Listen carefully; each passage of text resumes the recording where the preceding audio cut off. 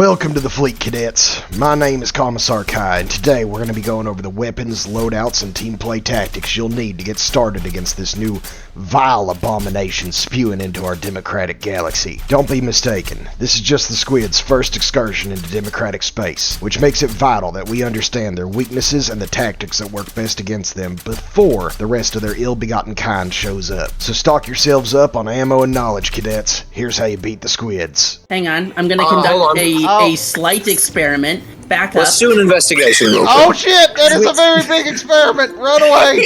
Run away! Oh god, that is a really big experiment! Starting off, forgive me for sounding like I spent a whole week stepping on gas mines.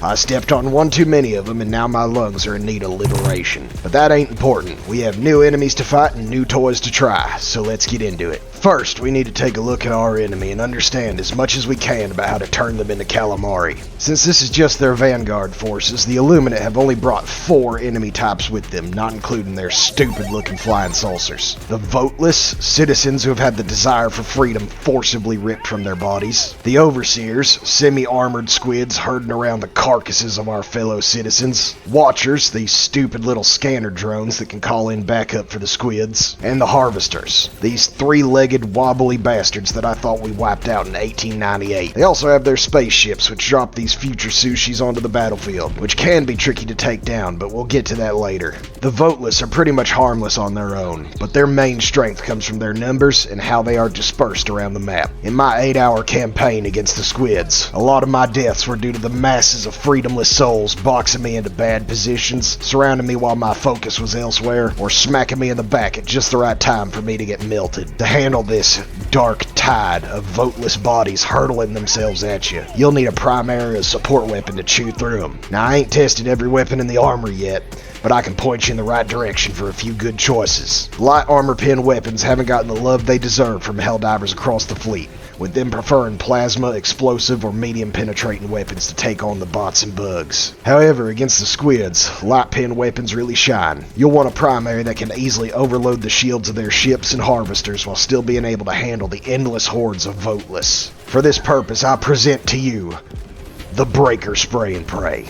Now that it doesn't handle like a brick wrapped in lead, the Breaker Spray and Pray is an excellent choice for quickly snapping to and mowing down crowds of the undemocratic. It comes with 9 total magazines with 26 shells each, and it's got a duck-billed muzzle, perfect for sawing the heads off of crowds of distance, Voteless. Despite its name, try not to mag dump too often, since you will be reloading frequently and wasting a lot of your shots on already dead bodies. Pair this with the new armor passive, Siege Ready, for even more ammo and faster reloads, so you're never caught flat-footed. Any high-capacity and high-fire rate primary should serve you well against the former voters, especially with this new armor passive, and the shields of the squids, freeing up your support weapons and stratagems for dealing with the harder targets. Speaking of, let's talk about the Overseers. No, it don't bother me. Okay, alright, well, that's fine with me.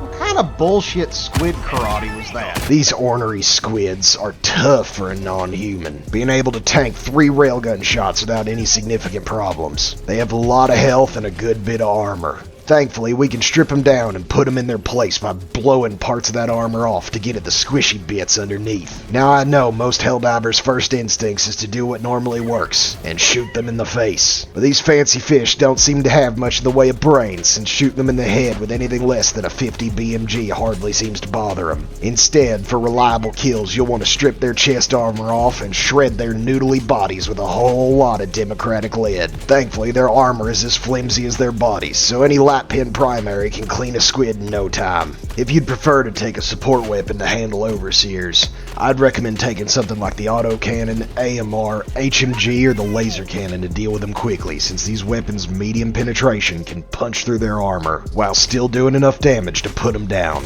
The AMR in particular is well suited for this task, since it can revive our love of headshots and put them down in just one well-placed hit. For the flying squids, you can put them on the chopping block with one shot to either their head or their jump pad, which will cause them to explode into a very patriotic display of fireworks. While I was in the field, I noticed that the squids have terrible aim, especially the overseers. So as long as you keep mobile and don't let them close the distance, they'll usually just be a minor inconvenience. Just don't allow them to build up their numbers, since accuracy by volume is a tenet even alien bastards can appreciate. Figuring out all their weak points is going to take time, or a video from a certain ghost diver. But for now, aim for center mass with light pin primaries or go for headshots with hard-hitting medium pin weapons. Next up, we have the Watchers, or the way squids call for help when they're overloaded by the sounds of freedom. This method of calling for help after inking themselves is unique to this faction, since only Watchers can call in squidoports. They are usually very easy to see since they emit bright purple and blue lights, but if one sneaks up on you, it'll call for help and start zapping you and your squad in the butt with a clearly inferior version of the arc thrower. These embodiments of cowardice should be your priority target, since an ill-timed squidoport will see your squad surrounded by Voteless and pressed on all sides from their big boys, since getting surrounded means death against the squids. If you see one of these flares go off, find a nice bottleneck for you and your team to focus fire on the encroaching hordes and lay down some orbital barrages to take care of everything else. The Watchers appear to fall over to just a stiff breeze, so taking a weapon solely for them is not required. But I did find that our designated marksman rifles and the AMR works wonders when it comes to sniping them out before they can become a problem. Yo, we got a big ass walker thing. They fly now? I would like it to be dead.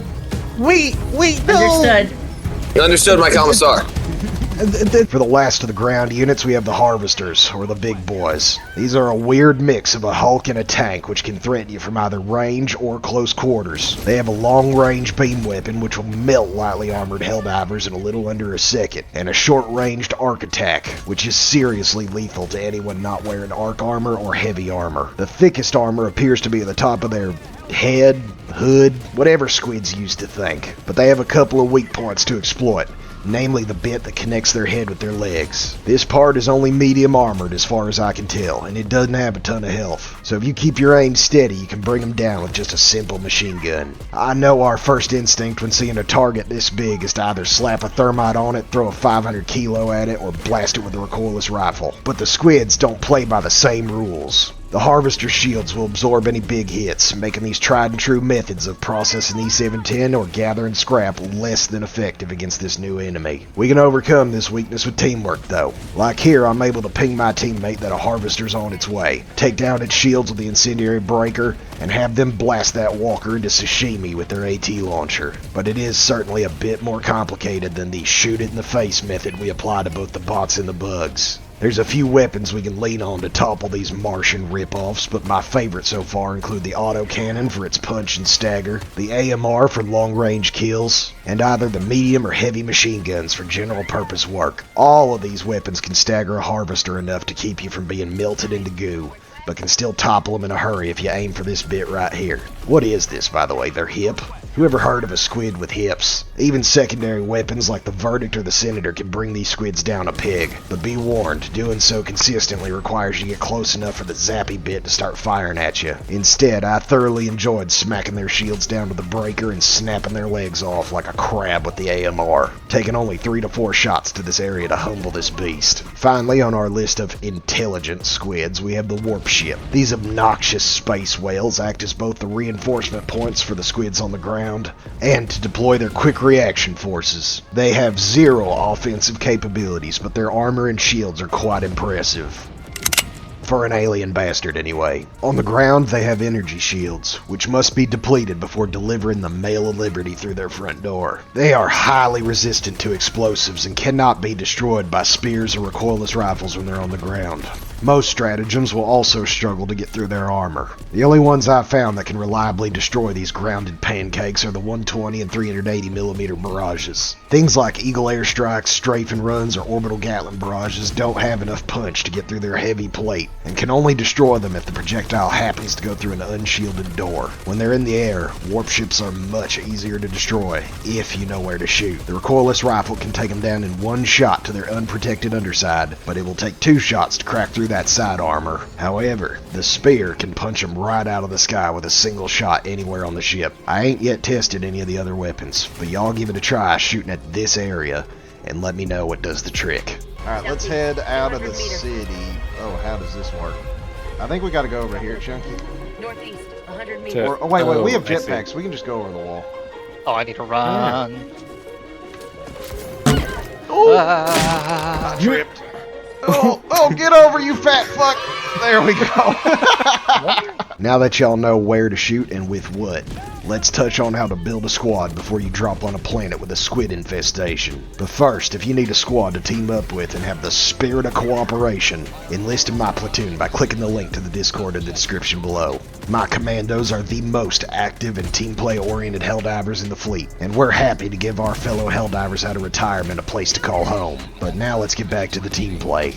Anti-tank loadouts against the squids have much more limited utility since you cannot destroy their grounded warp ships with support weapons or by slapping a thermite on the side. Their only tank equivalent unit has clearly defined weak points that can be exploited from the front by any of the medium pin support weapons or primaries. So heavy anti-tank is not as much of a requirement as it is on bots and bugs. In fact, it might be optimal to not bring any at all, as you can run a super successful super Helldive mission against this faction with 0 dedicated anti-tank. In my experience so far, having that extra kick to deal with the crowds of Voteless or to punch through the Overseers is much more helpful than taking a weapon that is only good against harvesters and flying warp ships. This means we're going to want to lean on more utility and horde clear stratagems. Things like mines and Tesla towers can be used to shut down lanes of traffic and keep you from getting enveloped on the city streets, while utility stratagems like the shield relay or the new directional shield generator can help keep your team safe from random beams from downtown.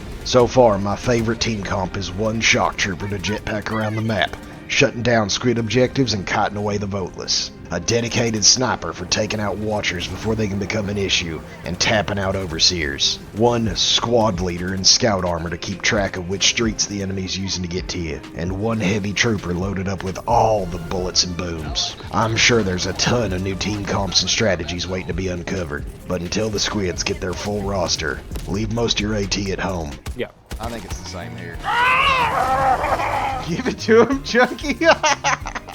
Grab a light pin primary and a medium pin support weapon, and bring stratagems which are good at shutting down lanes of attack. There is an absolute ton to explore in the Helldiver arsenal right now, with new stratagems like the Flame Sentry and AT emplacement opening new doors for loadouts and team play. I also had my personal prayers to democracy answered with the new melee weapons, the Stun Baton and the Stun Lance. Now I can finally put the fear of democracy into those bots, bugs, and squids with a bit more of a personal touch. Additionally, Command has upped the damage of the Peak Physique passive for even more melee damage. But be warned, Fleet Intelligence says that unless you use your melee hotkey, you will not benefit from the extra melee damage granted to you by the Peak Physique passive.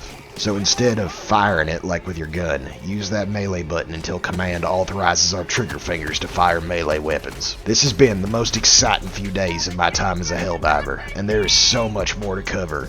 But I wanted to get this primer out so the fleet would have some form of reference for dealing with this horrific new enemy. I'll have a lot more for y'all in the coming weeks as we explore urban combat against all the factions and really dig into the squids with loadouts, team comps, and cooperative tactics. But until next time, this is Commissar Kai, signing out. Hi, how you doing? Fucking weasel going around. Glad I could help. Oh, I'm glad you were here, Rap.